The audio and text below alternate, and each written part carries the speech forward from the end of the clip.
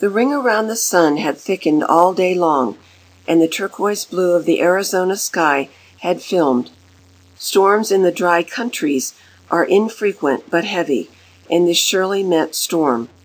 We had ridden since sunup over broad mesas, down and out of deep canyons, along the base of the mountains in the wildest parts of the territory.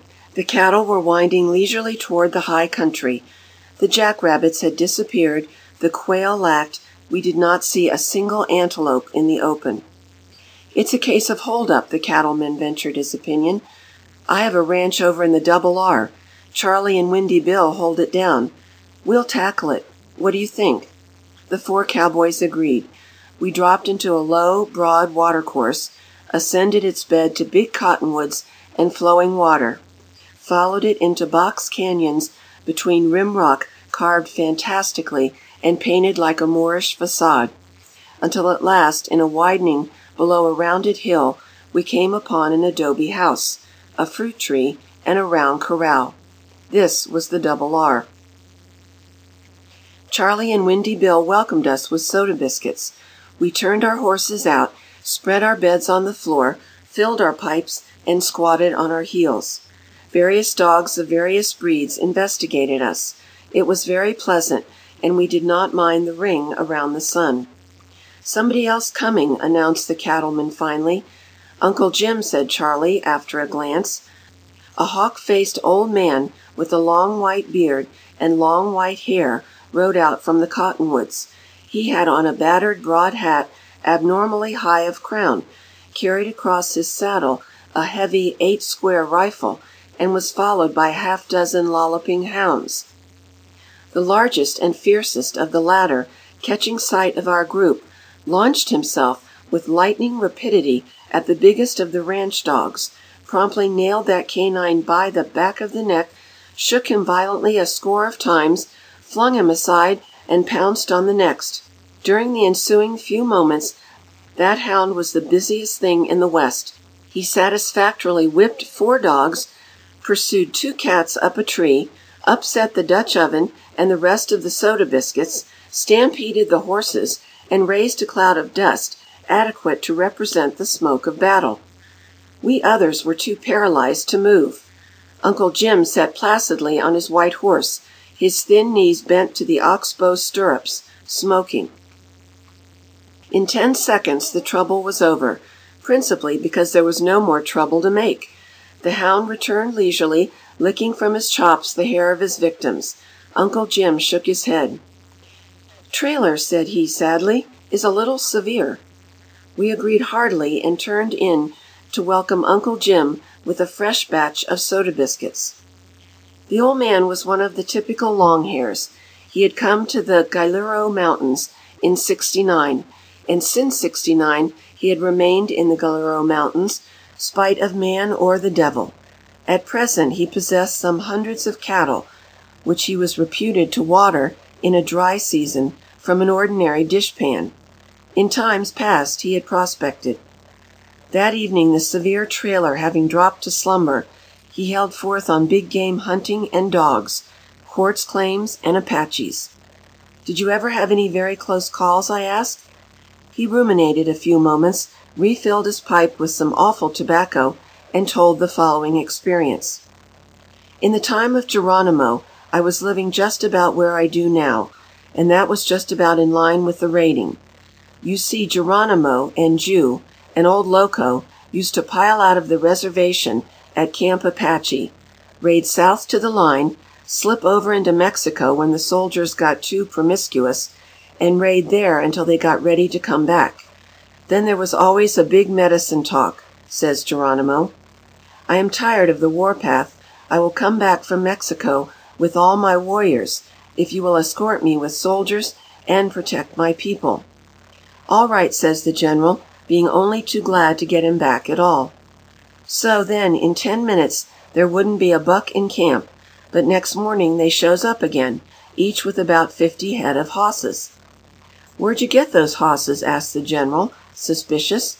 "Had 'em pastured in the hills," answered Geronimo. "I can't take all those hosses with me. I believe they're stolen," says the general. "My people cannot go without their hosses," said Geronimo. So across the line they goes, and back to the reservation. In about a week there's 52 frantic greasers wanting to know where's their hosses.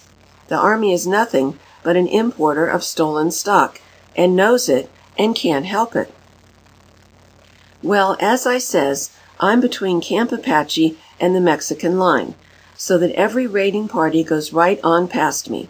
The point is that I'm 1,000 feet or so above the valley, and the renegades is in such a hurry about that time that they never stop to climb up and collect me.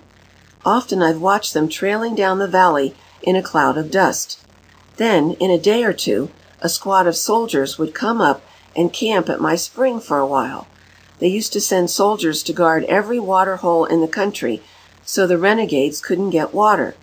After a while, from not being bothered none, I got to thinking I wasn't worthwhile with them. Me and Johnny Hooper were pecking away at the old Virginia mine then. We'd got down about 60 feet, all timbered, and was thinking of cross-cutting. One day Johnny went to town, and that same day I got in a hurry and left my gun at camp. I worked all the morning down at the bottom of the shaft, and when I seed by the sun it was getting along towards noon, I put in 3 good shots, tamped 'em down, lit the fuses, and started to climb out. It ain't no ways pleasant to light a fuse in a shaft, and then have to climb out a 50-foot ladder with it burning behind you. I never did get used to it. You keep thinking, now suppose there's a flaw in that fuse, or something, and she goes off in 6 seconds instead of 2 minutes. Where'll you be then? It would give you a good boost towards your home on high, anyway. So I climbed fast and stuck my head out the top without looking, and then I froze solid enough. There, about 50 feet away, climbing up the hill on mighty tired hosses, was a dozen of the ugliest Chiricahuas you ever don't want to meet, and in addition, a Mexican renegade named Maria, who was worse than any of 'em. I see at once their hosses was tired out, and they had a notion of camping at my water hole, not knowing nothing about the old Virginia mine. For 2 bits I'd have let go all holts and dropped backwards, trusting to my thick head for easy lighting. Then I heard a little fizz and sputter from below. At that my hair riz right up, so I could feel the breeze blow under my hat. For about 6 seconds I stood there like an imbecile, grinning amiably. Then one of the Chiricahuas made a sort of grunt, and I saved that they'd seen the original exhibit your Uncle Jim was making of himself. Then that fuse gave another sputter, and one of the Apaches said, "Unda." That means white man. It was harder to turn my head than if I'd had a stiff neck, but I managed to do it, and I see that my ore dump wasn't more than 10 feet away. I mighty near overjumped it, and the next I knew I was on one side of it and those Apaches on the other. Probably I flew. Leastways, I don't seem to remember jumping. That didn't seem to do me much good.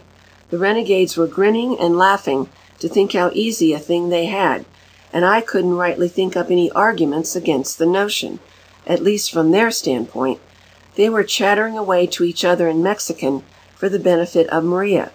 Oh, they had me all distributed, down to my suspender buttons, and me squatting behind that ore dump about as formidable as a brush rabbit. Then all at once one of my shots went off down in the shaft.